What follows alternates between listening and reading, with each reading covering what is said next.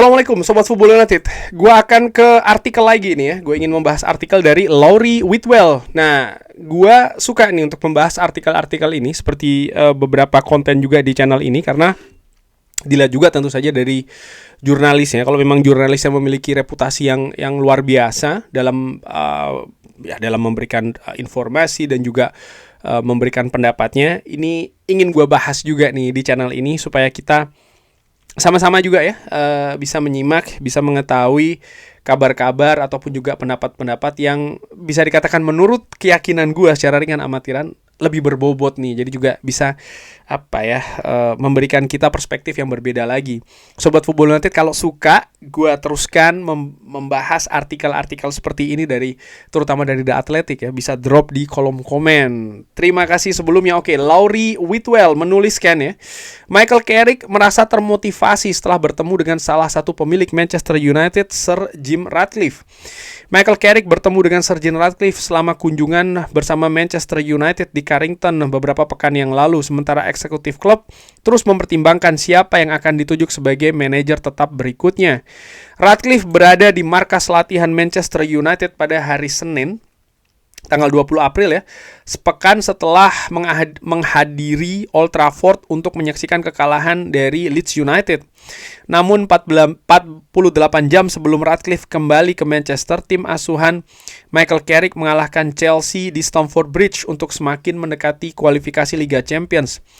Latar belakang tersebut memberikan suasana yang menyenangkan bagi percakapan antara Ratcliffe dengan Carrick, yang merupakan salah satu kandidat sebagai head coach Manchester United untuk musim depan.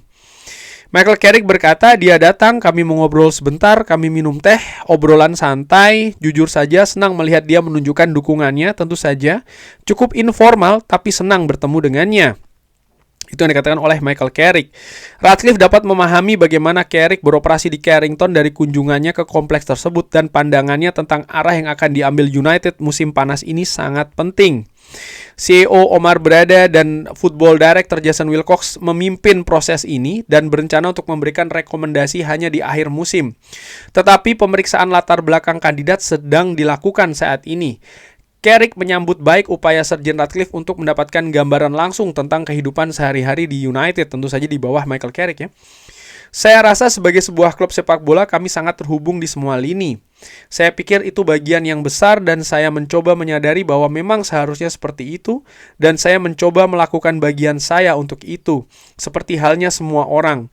Jadi saya merasakan hal itu sejak berada di sini sejak Januari. Itu yang dikatakan oleh Michael Carrick ya. Carrick mengatakan bahwa ia memiliki pemahaman yang baik dengan tim kepelatihannya ya, tentang masa depan mereka. Dan situasi ini masih dalam keadaan yang tidak pasti setelah bulan Mei nanti. Artinya ya, dia mengerti bahwa tugas utamanya adalah untuk membawa Manchester United mendapatkan tiket Liga Champions, tapi setelahnya ya dalam situasi yang tidak pasti. Ia membawa Steve Holland, Jonathan Woodgate, dan Jonny Evans untuk bekerja dengannya ketika diangkat sebagai head coach interim pada bulan Januari. Travis Binion dipromosikan dari akademi. Kami sangat dekat, kata Carrick. Meskipun kami berkumpul khusus untuk peran ini, kami semua sangat jelas tentang seperti apa peran ini nantinya. Sejujurnya ini bukan sesuatu yang perlu kami diskusikan secara berlebihan. Saya pikir kami semua sepaham. Kami tahu itu. Kami benar-benar mengerti tentang hal itu, dan para pelatih juga tidak keberatan dengan hal itu.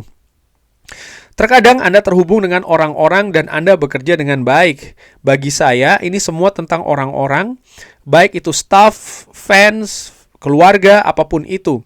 Saya pikir terhubung dengan orang-orang sangat penting untuk mencoba dan mendapatkan hal terbaik dari satu dan yang lainnya.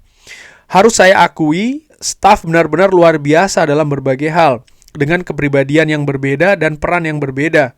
Berkumpul di kantor untuk ukuran yang tidak jauh lebih besar dari meja ini, berada di sekitar meja ini setiap hari masih baru dan segar dan membutuhkan banyak usaha. Tetapi saya salut kepada semua orang karena semua berjalan positif. Nah, lalu ada juga analisa ya yang diberikan oleh Laurie Whitwell.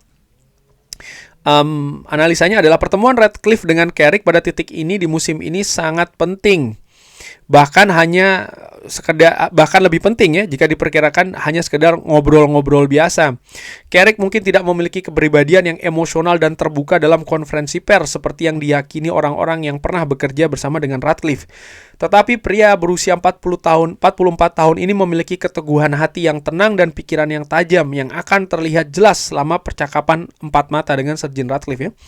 United telah mengumpulkan banyak poin semenjak Carrick ini mengambil alih kepemimpinan di United, dan hanya Pep Guardiola yang mengumpulkan lebih banyak poin bersama dengan Manchester City dalam periode tersebut. Namun pihak yang berwenang ingin menunggu hingga akhir musim ini untuk membuat keputusan ketika semua data dapat dipertimbangkan. Sementara itu Carrick menunjukkan apa yang bisa dia lakukan saat ini dan dia mendapatkan dukungan dari para pemain. Memahami hal itu bisa saja menjadi penentu bagi Ratcliffe. Selain itu, fakta bahwa begitu banyak manajer yang dianggap sebagai kandidat harus menghadapi Piala Dunia terlebih dahulu merupakan komplikasi besar bagi United. Thomas Tuchel, Julian Nagelsmann, dan Carlo Ancelotti berharap masih memimpin Inggris, Jerman, dan Brazil pada saat pramusim Manchester United dimulai. Sebaliknya, Carrick bisa memulai persiapan untuk musim 2026-2027 dengan segera, setelah bahkan pertandingan terakhir musim ini bagi Manchester United menghadapi Brighton Hove Albion. Ada hal yang menurut gue penting dan menarik ya tentang Michael Carrick ini, apa yang disebutkan tadi di artikel, artinya ketika dia dalam sebuah wawancara menjelaskan Michael Carrick tidak melihat dirinya sebagai seorang menurut gua head coach. Dalam arti begini, dia tidak hanya melihat dari sisi teknis saja, taktik, strategi, formasi, apapun itu. Dan ini banyak sekali kan diperhatikan oleh fans. Tapi bagaimana dia tadi mengatakan tentang menghubungkan orang dengan orang, bagian dengan bagian. Dan menurut gua di situ justru valuasi pentingnya, bahwa dia paham sebagai seorang head coach, dia tidak bisa bekerja sendiri. Dia ada banyak stakeholders, katakanlah seperti itu ya, pihak-pihak yang harus diajak bekerja sama. Staf kepemimpinannya, staf kepelatihannya, para pemain, staf Manchester United, manajemen, pemilik, board director, bahkan sampai fans. Dia harus bisa menghubungkan satu titik ke titik lainnya. Bahwa misalnya persiapan Manchester United dalam menghadapi sebuah pertandingan itu juga menjadi tanggung jawab dia. Iya, tapi bukan hanya Michael Carrick saja. Dia punya staf kepelatihan dengan peran yang berbeda, yang tadi juga disinggung oleh Michael Carrick.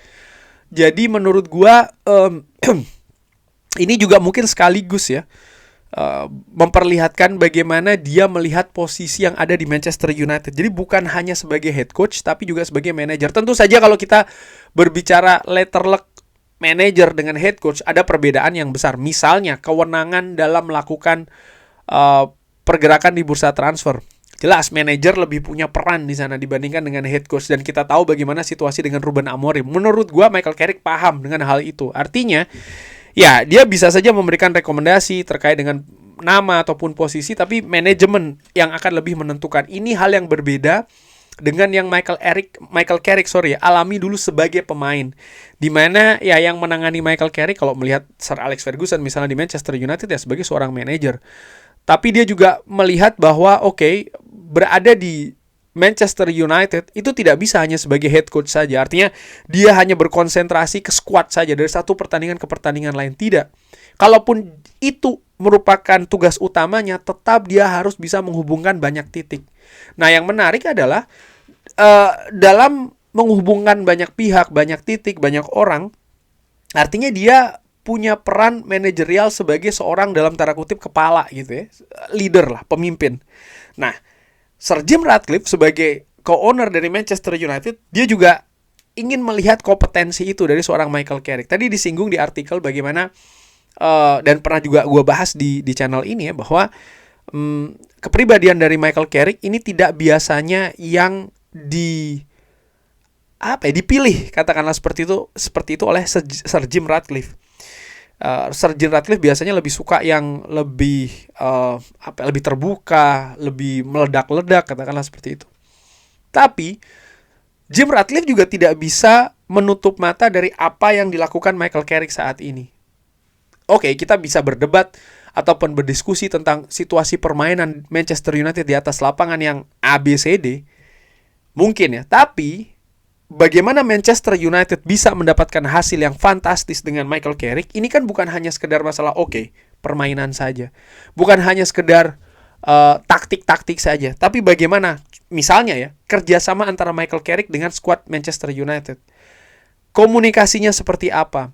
Kepercayaan satu dan yang lainnya seperti apa? Ini bisa dilihat, menurut gua, terjadi secara luar biasa saat ini. Skuad Manchester United, walaupun mereka tidak bermain baik di atas lapangan, tapi tetap ingin memberikan sesuatu kepada Michael Carrick sebagai head coach yang mereka tahu semua. Carrick lah yang bertanggung jawab mengenai performa ataupun juga hasil di atas lapangan.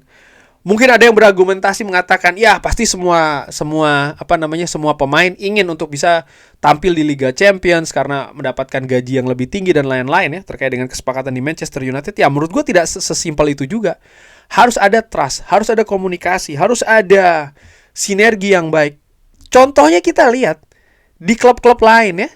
Ya, kalau gue bisa bilang nih, Chelsea dan juga Tottenham Hotspur misalnya. Pastinya skuad tidak ingin degradasi. Pastinya skuad dari Chelsea misalnya juga ingin untuk bisa tampil di Champions League. Tapi kita lihat apa yang terjadi di atas lapangan, baik dari sisi permainan, terlebih dari sisi hasil. Dan dari situ menurut gua sebagai fans Manchester United ya bersyukur gitu loh. Penunjukan Michael Carrick, keputusan mengganti pelatih misalnya, ini merupakan hal yang dilihat sebagai hal yang positif kalau melihat bagaimana hasil yang didapatkan Manchester United saat ini. Sehingga walaupun tadi gue katakan ya, atau gue kaitkan kembali tentang Sir Jim Ratcliffe, walaupun misalnya Carrick ini tidak sesuai atau tidak biasa, karakternya tidak biasa yang seperti yang direkrut oleh Sir Jim Ratcliffe, tapi jelas Sir Jim Ratcliffe tidak bisa mengabaikan apa yang telah Michael Carrick lakukan di Manchester United sampai dengan saat ini. Kurang lebih seperti itu Sobat Football United. Bagaimana? Ada kabar lain? Oh kok kabar lain, sorry. Ada pendapat lain ya, agak belibet nih. Silahkan drop di kolom komen. Terima kasih sudah menyaksikan. Jangan lupa like, sholat, dan juga subscribe. Wassalamualaikum warahmatullahi wabarakatuh. Thank you.